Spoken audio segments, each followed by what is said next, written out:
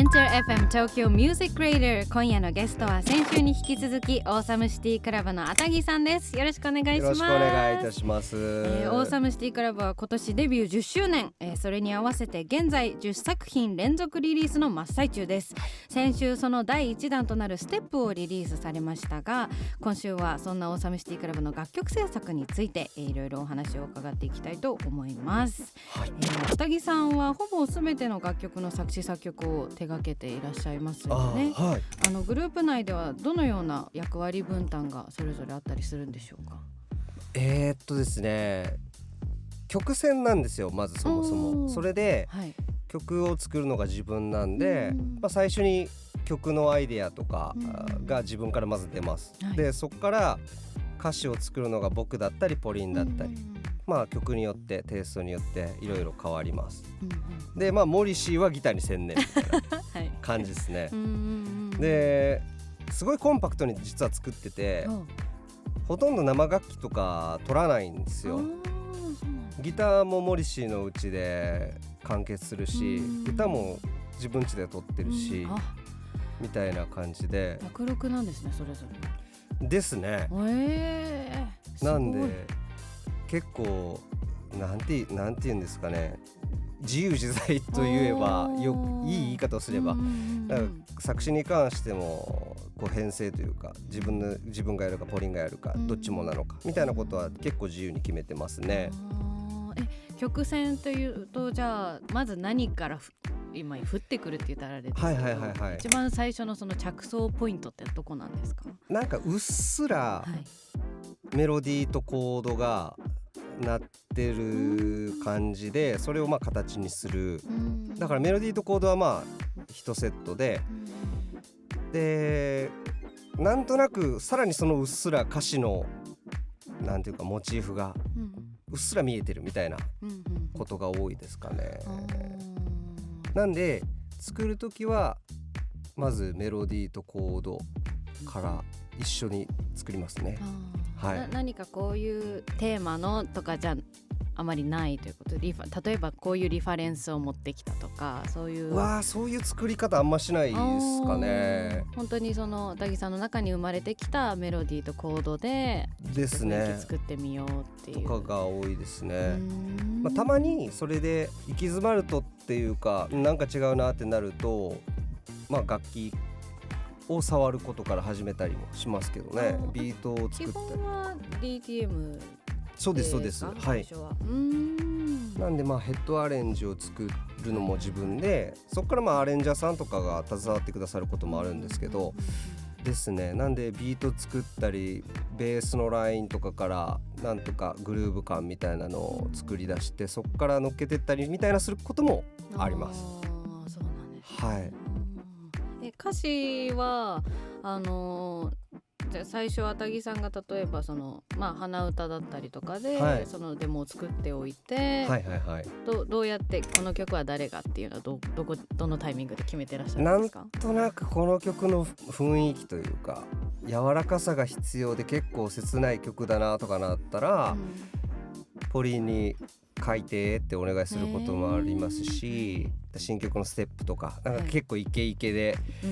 こう言葉のリズムがすごく肝になりそうだなっていう時は自分が書いた方がいいかなとかで書いたりとか、適材適所、そんな感じで判断してますかね。そのあたぎさんのですね、その歌詞のインスパイア源をちょっと私はとても聞きたくてですね、そのモチーフだったりそのパンチワードがすごく魅力的だなというふうに思っていて。本当ですか？そうなんです。あとそのオーサムの曲を聴いた時に日本語と英語のバランスがすごく絶妙というか、英語と言ってもそのアルファベットで書いてある言葉もそうですけど、カタカナで散りばめられているいわゆる外来語だったりするもの、もうすごくなんかちょうどいいタイミングって言ったらあれですけどなんて言うんですかね、例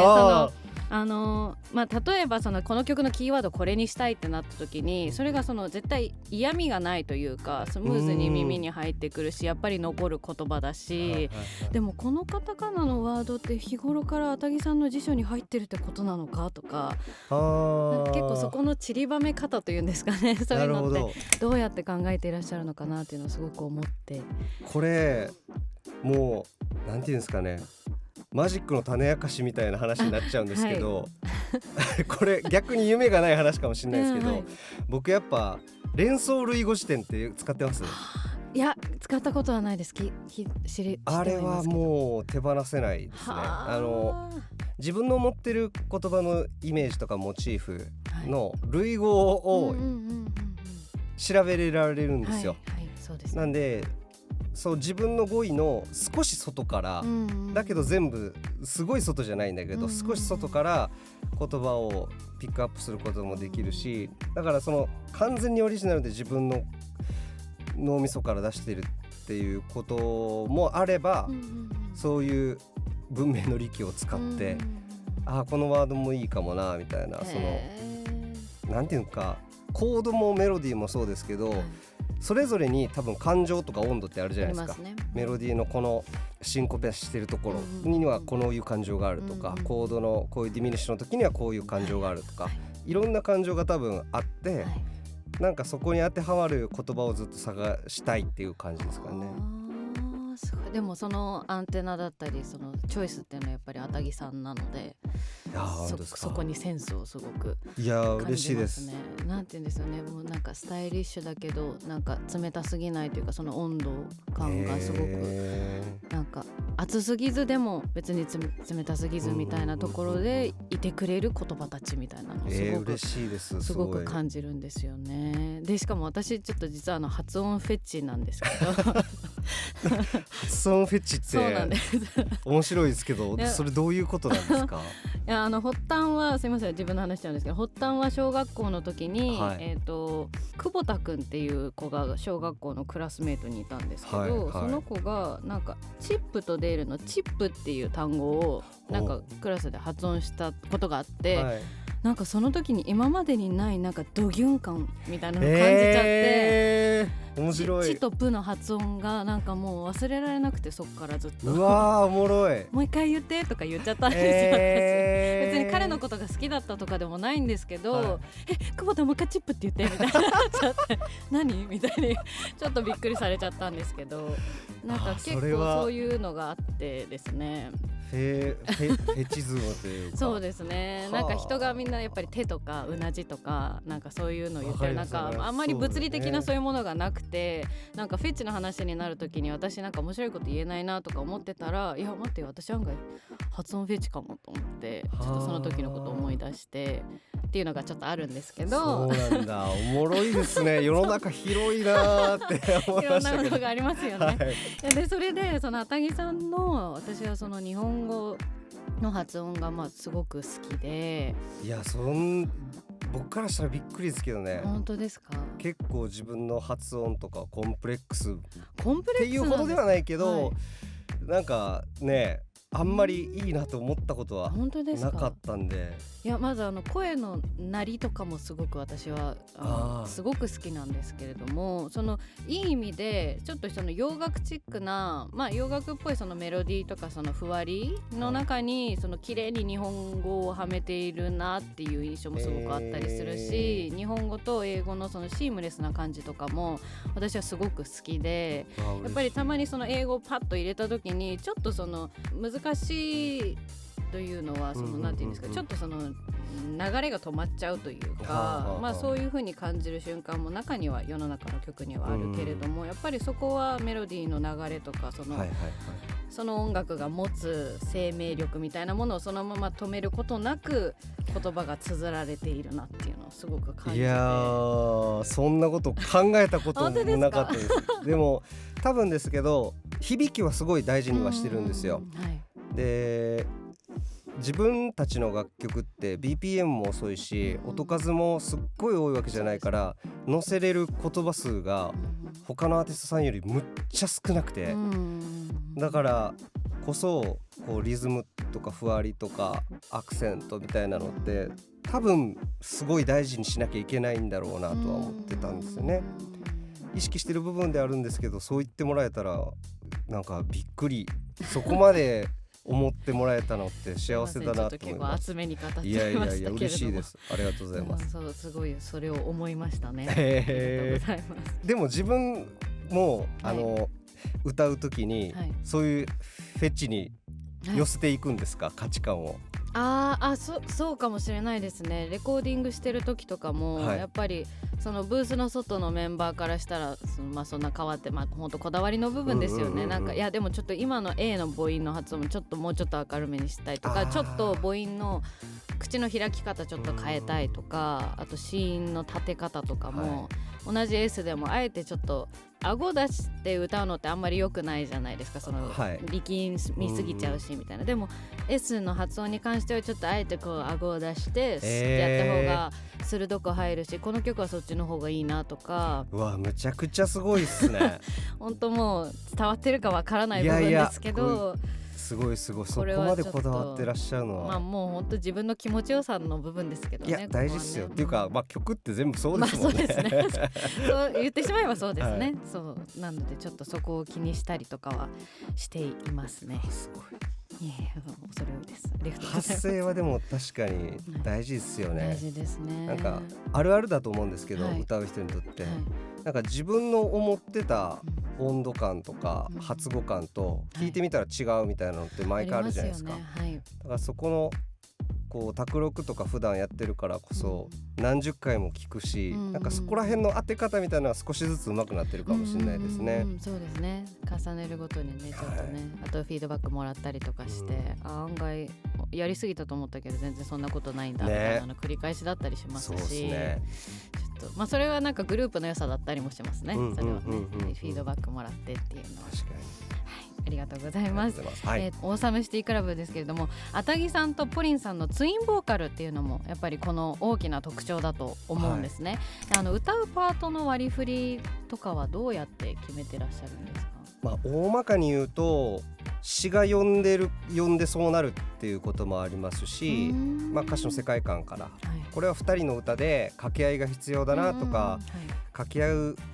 様が似合うなっていう曲はやっぱり必然的に2人で呼応するように曲を作るっていうことを決めたりしますし、あとは何でしょうね、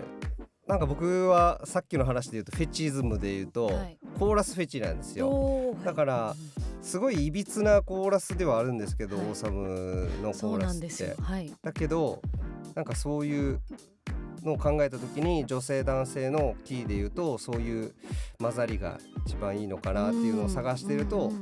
こう歌い分けのに通じる部分があるのかなとか思ったり。いや、いびつでそうなんですよって言ったらね、なんか否定的になっちゃって申し訳ないんですけどそういう意味じゃなくて、でもやっぱりオーサムのハモリってもう全然単純じゃないと言いますか、どうやって作ってるんだろうっていうのをすごい思ったんですね。ただのサンドでももちろんないし、ポリンさんがアタギさんの上を行ってたと思ったら、なんかちょっと急にガクッと下がって、急に寄り添ってきてみたいな、でもそこがやっぱり癖になったりするし、なんでどうやってこんなハモリになってんのみたいなところがすげえみたいなで、やっぱりそういうところが耳に残るじゃないですか。そういう入り組みがあったと思ったら急にオクターブユニゾン来たみたいになると、またそこでグッとくるものがありますし、いや嬉しいです。それは結構アタギさんが当ててみたりして決めていらっしゃるんですか？そうですね、なんか僕の理想とするのは、戦闘機みたいな飛行機があって、ランデブー飛行とかよく言うじゃないですか。でランデブーみたいにこうずっと追随するわけではなくて、曲芸なんですよね。なんかやりたいのはアクロバティック飛行がやりたくて、で自分がまず最初に主戦を取るってなった時に、その下にこう、自分一番好きなのは本当はサンド下とかなんですけど、だけどそこにいたらただ紛れちゃう、影に隠れちゃうただのランデブー飛行になってしまうんで、どうにかこうにかみたいなことをいろいろ考えてやってますね。それはもう皆さんで一緒にブースに入ってやっていくのか、卓録のタイミングでアタギさんがある程度決めていらっしゃるのか。卓録のタイミングで作ってますね。そうなんですね、基本じゃあアタギさんが2声分作ります。もう気持ち悪い裏声で撮ってます。じゃあ忘れなのサビのポリンさんの音とかアタギさんの声で撮られてたんですか？めちゃくちゃ気持ち悪いですけど。高音なのに。そうですね。すごい。だって女性でもなかなか高いなと思う音ですよ、あれは。でも僕は裏声だと結構出るのでおー聞いていや聞かせれるようなクオリティみたいじゃないいじゃなでですすかわあすごい、そうなんですね。あたぎさんから生まれているんだ、あれはすごい、だからいつもポリンはおかげでなんかは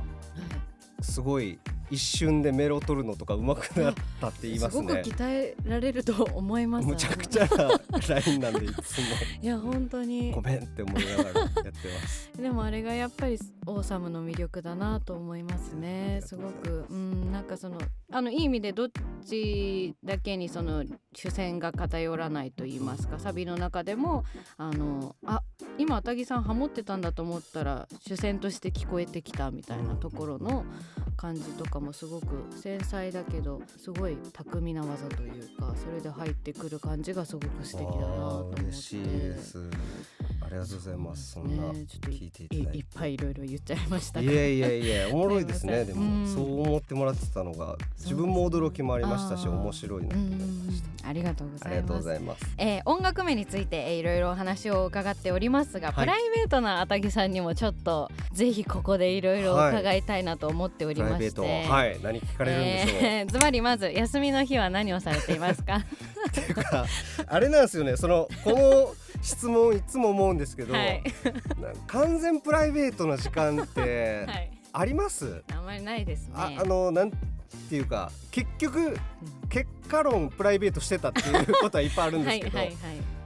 こう曲作るのって合間合間じゃないですか。本当そうですね。オンオフないですもんね。ないんですよね。だから結局結果論プライベートしてた時って考えたら、はいまあ何もしてないんですけど、はいオンシーズンになると僕釣りは行ってますね。釣りですか？はい。どこまで？僕夜中とかに出るんですよ。夜中に出ておー楽しそう。千葉のダムとかに釣りに行くんですけど、はいそれで夜中1時ぐらいに出て、すごい。で着いたらどんぐらい3時前とかで、ごい。で夏場とかになるともう6時ぐらいに日が昇ってるんですけど、完全に6時ぐらいで農館って言っても竿閉まって帰るみたいな。結構釣れますか？夜は釣れますね。そうなんですね。なんか夜の方が釣れるんですね。釣れるんですよね。魚って賢くて、はい特にこの関東圏の釣り場って、釣り人がよくいる時間、もう何にもないんですよ。あ、そうなんですね。みんな隠れたり、はあ、賢いんだ。そうどんなに美味しそうな餌があっても食べないとか、その時間で賢くて。はあ、じゃあだからあれですか、魚を食べると頭が良くなるっていういや違うそういうわけじゃないそういうわけではないか失礼しましたいやでもめっちゃアドベンチャーで、その千葉の山奥まで行くんで、はい、運転して、なんかがすごい点々がいろいろめっちゃ光ってるって思ってたら、鹿がめっちゃこっち見てたりとか、千葉にもいるんだ。めっちゃいるんですよ、とか、面白いですよ。いいですね。うちのバラッチというメンバーが実はもうずっと釣りしたいって言ってて、今年の目標にしてるって言ってました釣りに行くこと。いやいけますけどねいけるはずなんですけどね、そうなんだ。いやそうだ、彼がそんなに言うからちょっと私も気になってきちゃって、船は酔いそうなんで、船じゃない釣りを1回2回ぐらいちょっと試してみたいなと思って。いや絶対おすすめですよ。おすすめですか？ぼーっとできます？何してますか、その待ってる間って？僕は結構そのアグレッシブな釣りなんで、意外と攻めの釣りなんであんまりぼーっとしてる時間なかったりするんですけど。攻めの釣りはぼーっとする時間がないんですか？あんまないですね。仕掛けをこう動かしたりとか、ひたすらちょっとじゃあ竿をいじってるみたいな感じですか？あるんですけど、いやぜひ釣りしてください。やってみます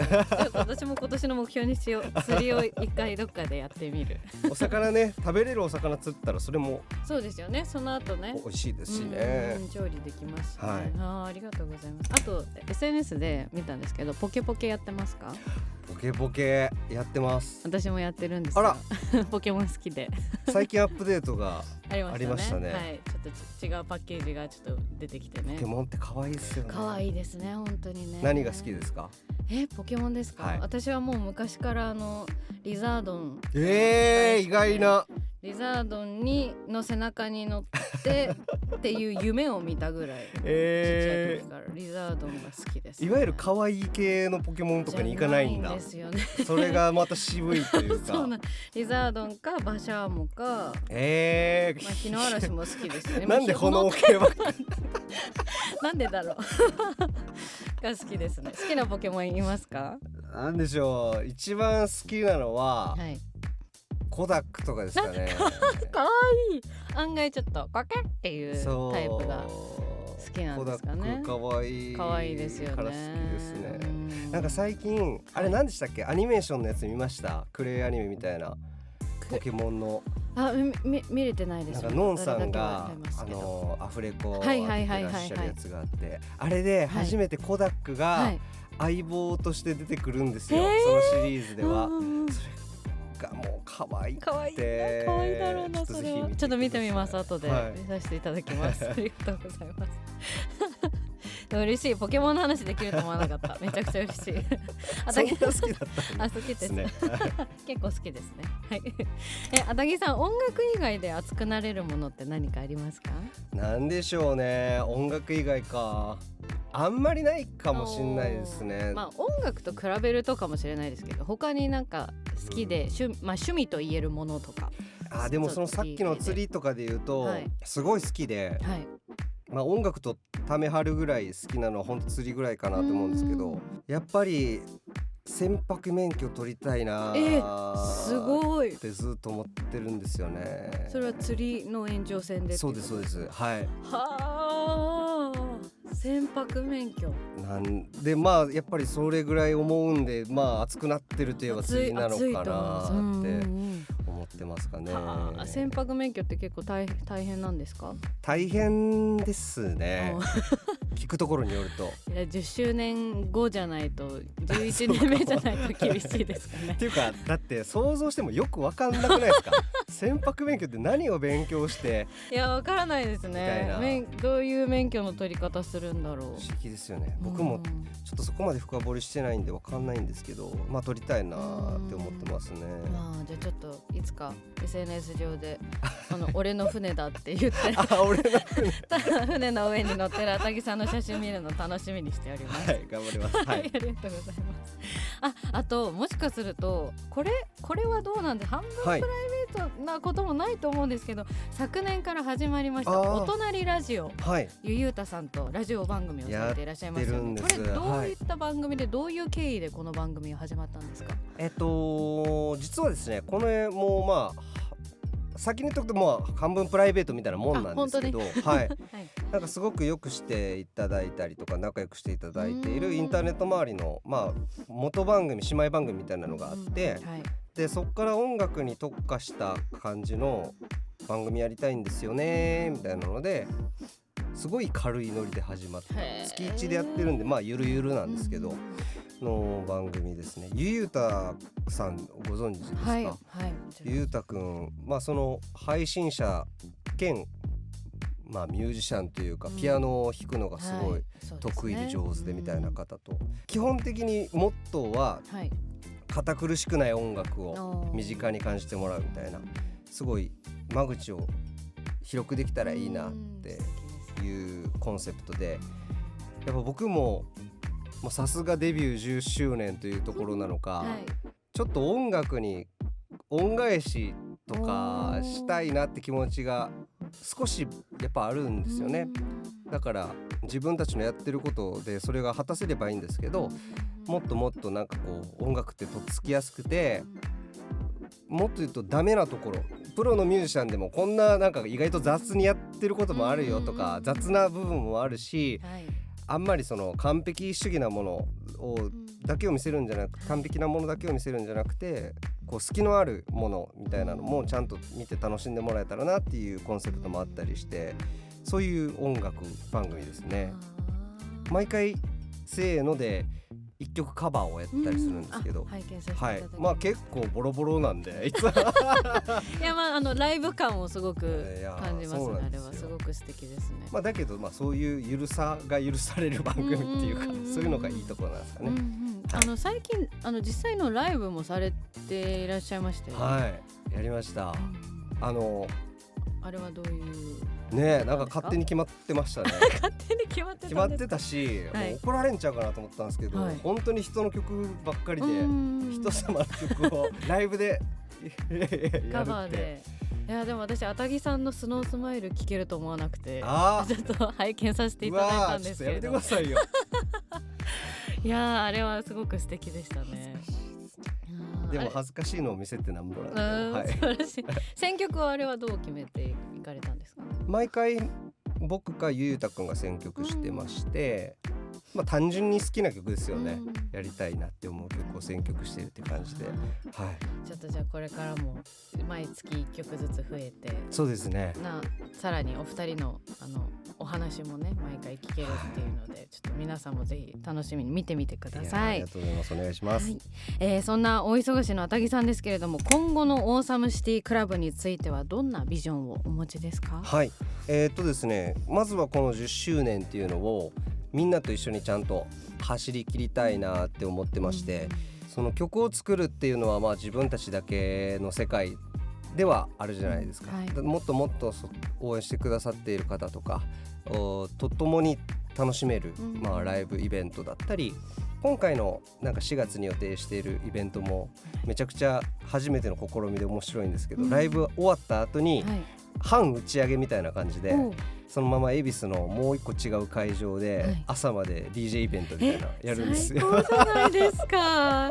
やばー。なんかそういうなんていうんですかね、あんまり真面目にストイックにじゃなくて、もう少し自分たちも楽しめて、ファンの方にも楽しんでもらえるみたいなお祭りをずっとこの1年は続けていきたいなと思ってますね。それこそちょうどいい距離感というか、一緒に楽しんでいこうぜっていう感じをその1年通してやっていくっていうことですね。そうですね、そうできたら嬉しいなと。ありがとうございます。すごいです。海外での活動などはいかがですか？僕らはですね、まだアジア圏の中国、韓国、台湾、この3カ国でしかライブをしたことがないんですが、だけどその3回行ってみてどれも強烈な歓迎を受けてすごく嬉しかった思い出があって大好きですね。やっぱり皆さん反応が良いですよね。ですよね。私たちも実は先日韓国でライブをさせていただいたんですけれども、皆さんの反応がもう本当にすごいし、いいですよね。こっちが言わなくてももう手も叩いてくれれば声も出してくれるっていう、なんか一緒に音楽をまさに楽しんでる感っていうのはやっぱりちょっと特別ですよね。いいですよね。なんか日本の方がどうとかそういう意図では全くないんですけど、やっぱりいつ見れるか分かんないみたいなものがようやく見れてるっていう意味でのハングリー加減は多分海を越えた人にはかなわないのかなっていう感じもしますしね。だから今回も10周年の、ツアー回ろうとしている中に、9都市10公演なんですけど、その中に台湾も含まれてまして楽しみですね。台湾の皆さんも楽しみですね。ちょっと寄り道していいですか、話。僕台湾公演の記憶がほぼなくて、実はなぜですか？なんでかっていうと、台湾公演行った時に、扁桃炎、僕昔から扁桃炎持ちだったんですよ。でもう今手術して取ったんですけど、その時はまだ扁桃炎取ってなくて、レコーディングがその直前にあって、そのあたりからおかしくなってて、で行ったはいいんですけど、熱が常に42度ぐらいあって。42度ですか？お風呂の温度じゃないですか。それで意識朦朧としながらライブやって、でもめっちゃよかったんですけど、よかったなっていう記憶だけはあるんですけど、それ以外のことほとんど覚えてなくて、ちょっとリベンジリベンジですね、はい、そう扁桃炎、私も扁桃炎になりやすいんですけど、まだ私は取ってはいないんですけど、結構きついですよね。やばいですよね。露骨に疲れが溜まった時に爆発しません？本当にそうです。私毎日鏡で自分の扁桃腺見ますもん。あーって大事ですよね。大丈夫かなって。むちゃくちゃ辛かったっすね。じゃあもう絶対リベンジしましょう。台湾ビールも。そうですね。お酒飲まれますか？飲みます。はい。もうじゃあ台湾ビールもいっぱい飲んで、美味しいものいっぱいですからね、ちょっとリベンジをしてくださいぜひ無事リベンジできることをちょっと願っております。ありがとうございます。はい。ありがとうございます。デビュー10周年を迎えましたが、まだまだこの先のオーサムシティクラブにも期待です。ありがとうございます。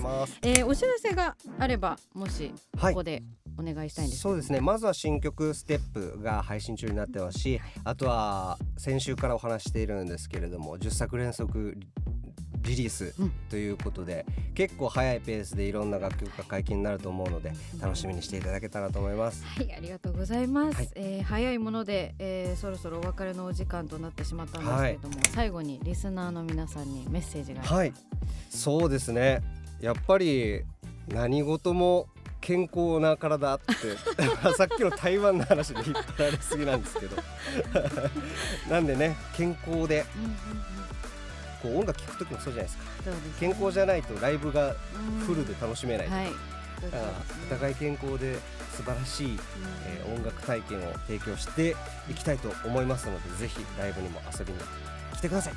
はい、ありがとうございます。ゲストはオーサムシティクラブのあたぎさんでした。ありがとうございました。ありがとうございました。